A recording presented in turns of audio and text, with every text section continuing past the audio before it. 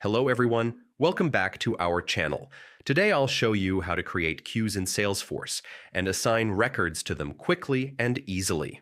First, log into Salesforce and click the gear icon in the top right corner.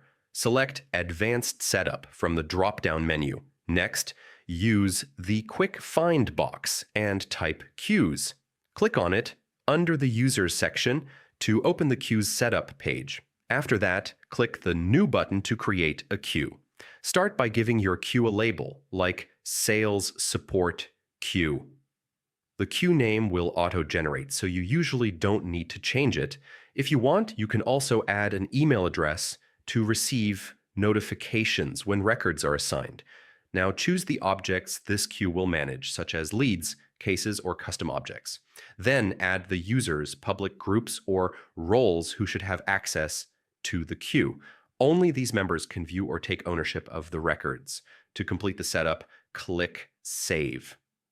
Then go to your lead or case assignment rules and edit or create a rule. In the Assigned To field, select your new queue instead of a specific user. Save your changes, and any new records will be directed to the queue for your team to handle. And that's it. Thanks for watching. Don't forget to subscribe to our channel, and I'll see you in the next video.